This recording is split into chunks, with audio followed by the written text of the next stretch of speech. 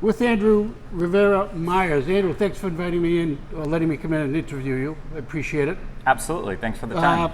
So tell me, what's the Artisan Pig all about?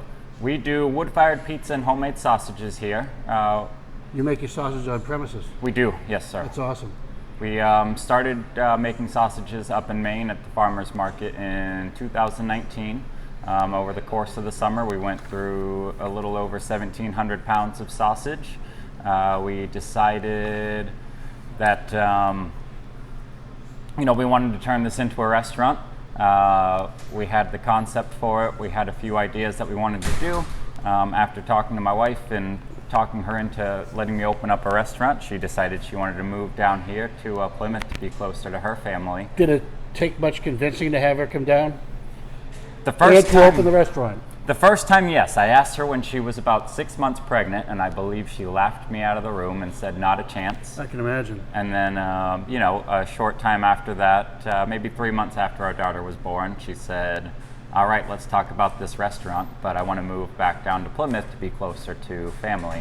My wife is born and raised, so we came down here, we found this spot, we saw the windows, we saw the view down to the water, and absolutely fell in love and knew this was where our first restaurant was going to go. Right, this was the surf shop. Used to be the surf shop. It used to be the surf shop, and it looked a lot different when I was in here buying some stuff. Yes. You and whoever designed this place did a heck of a job. Yeah, we had a whole bunch of thoughts and ideas as to what we wanted to do with the space. We really wanted to kind of keep it simple, and it's an older building, so how do you capture the charm from the window, some of that old historic charm that the building naturally has, and we kind of ended up running into a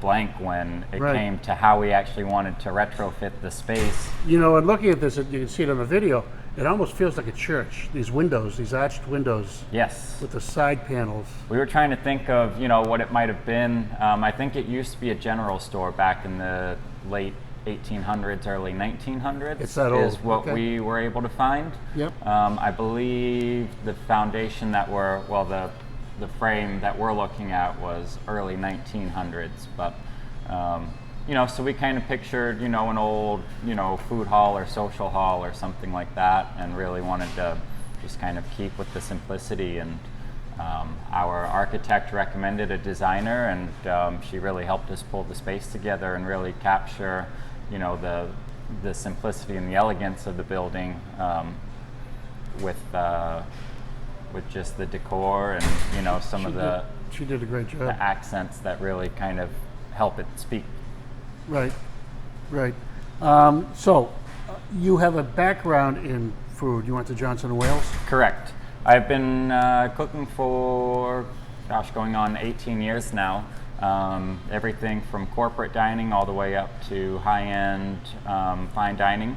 My wife as well, she graduated from Johnson & Wales, doing event management, a little bit of baking and pastry. Her focus was more front of house, serving, managing, all that. So we kind of have the best of both worlds when it came to putting the plans together for this. But yeah, a lot of time in the kitchens, and it's definitely been helpful putting the menu together and kind of keeping that going. That's awesome. So tell me about your menu. What's the vibe we're trying to capture here? So we like to, we try and do things a little bit differently. It is wood-fired pizza. It is, homemade sausages and things like that. But, you can find anything from, Spanish-style empanadas to Korean barbecue pizza. Hoisin ginger sausage and, strawberry shortcake on the dessert. So we're not really featured to, one specific cuisine or anything like that. We just really try and find, flavors that we really like, flavors that we really work, and, kind of try and meld them in a way that it all works together. That's awesome. There's a lot of fusion on the menu, but what does that mean with respect to cooking? Just so with the fusion, we have hybrids from probably all sorts of different food cultures and things like that. The mixing that Mexican style, kind of chorizo with the empanadas. Okay. Going with the Korean flavors and on some of the pizzas and different elements, and just a fusion of lots of different cultures. And you and your wife design the specific recipes, the menu? Yes. Menu, I mean, Yep. okay. So we make, I would say 95% of everything here in-house. We don't punch our own French fries right now, and we don't make our sandwich rolls, but we use a sourdough starter for our pizza dough that we make and put out here every day. We do all the sausages here on premise. Basically, if we can make it, we do it. All the desserts. It's something that we enjoy doing, and we truly do believe that food made here in house is going to taste better, and it's going to present better, and overall have Right. that better appeal. And how long have you been open? We opened in December with the full menu. We opened a little bit before, end of November, with a very limited menu, just the sausages, while we finished up the pizza oven. But December 3rd was really our full open date with the pizza. So pandemic open was not intentional, but I hope not. it was Yeah. definitely kind of a blessing in disguise for us. Allowed you to get the kinks out? It allowed us to get the kinks out. Our original goal was to open, in May or June and capture Plymouth 400, and we were very fortunate that we've been relatively busy since we opened. However, I think if we opened, at the height of the pandemic, we would have been just absolutely You overwhelmed would have been out of luck. with the amount of business. So it's kind of has given us a chance to get our feet under us and, really just focus on getting all of our practices and procedures in place before, the real busy season hits. Absolutely. And you serve liquor and beer as well? No liquor here, No just liquor. beer and wine. Beer and wine, Yep. okay. So we have 10 beers on draft. We rotate them on a, almost daily basis. We get the small kegs, and once one keg kicks, we're on to the next flavor. We try and work with, local New England breweries primarily. We do pull from, other regions as well, but the most domestic beer you're going to find is a can of Miller Lite. Other than that, the taps are just going to, kind of be rotating and craft and all that. So, we'll always keep an IPA on hand, things like that. But what IPA we have, IPAs are big in the area. they're huge. Yeah, I can't drink IPA. Too hoppy for me. There's Now- there's been a lot of changes with it. I think I'm not a craft beer expert by any means. I enjoy drinking it, but I think you're starting to see some departure from the hoppiness. Really? In some cases, and now the What are new they thing moving is to? juicy IPAs. Fruit forward and kind of less hoppy, less bitter, but still, I think it's changing in the hops. But again, I'm no expert in that field, so quiz me on food and I'm fine. You Quiz got me the- on beer I and hear. Yeah, I look at your menu, and some of the I've never seen. Not that I'm a beer expert myself, but some of these I've never seen. yeah, we try. We've got a handful of vendors that we work with on the beer side, and we do try and quiz them and try and find stuff that you can't get at every other restaurant in town, and try and find items that we think are kind of unique, fun, and have fun with our beer list. Are you working with any local businesses like motels or any other for promotions?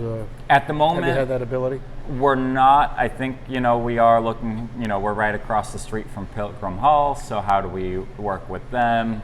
Same thing, once Memorial Hall reopens, the Spire Center. So we do have some plans to reach out and try and, figure out how we can work some sort of partnership agreement with them and go from there. But at the moment, I think while everything's slowly in the process of reopening, it's, those are some avenues that haven't been opened up yet.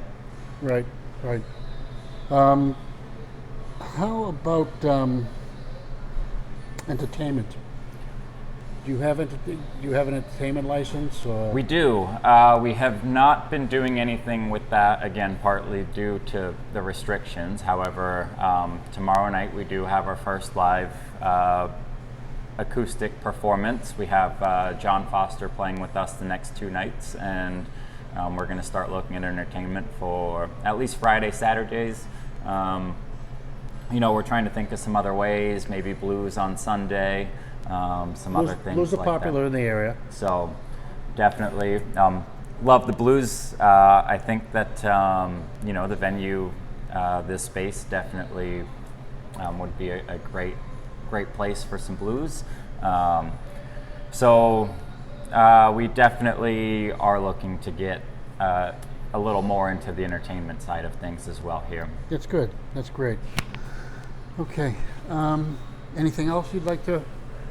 No. I guess while we're kind of on the arts, we do have a lot of artwork up that was provided to us from Inky Hands. So again, collaborating with. Provided from who? Inky Hands. Oh, next door. Yep. She's a couple buildings down from us, and I know she works with a lot of artists in the region, as well as some artists across in England. And we had some awesome discussion with her, and we've partnered up. And are these items for sale? They are all for sale. Yep. So somebody could come down, and if they like that print of that sailing ship off of the distance, they could purchase it. They can. Yep. They purchase it through me, and all proceeds go right back to the artist. They could take it off the wall and walk out the door with it. They can take it off the wall and walk out the door with legally. it. Absolutely. That's awesome. Yep. That's a great idea. Okay. Now, you said your wife, does Samantha come work with you, or?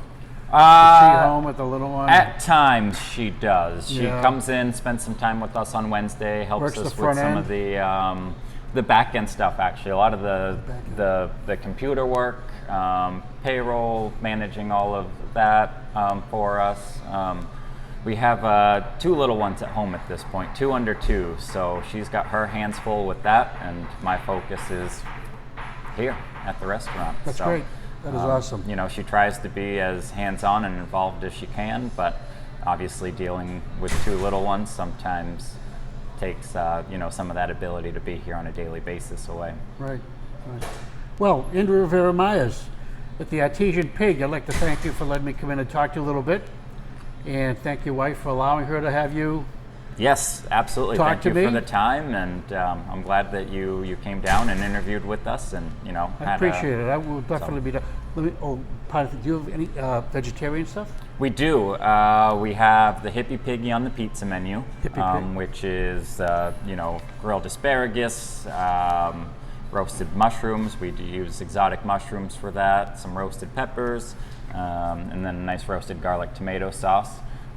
We do have the ability to do Beyond sausage as well, so vegan, vegetarian sausages, and we have a handful of other items on the menu that can certainly be done vegetarian, vegan, all of the above.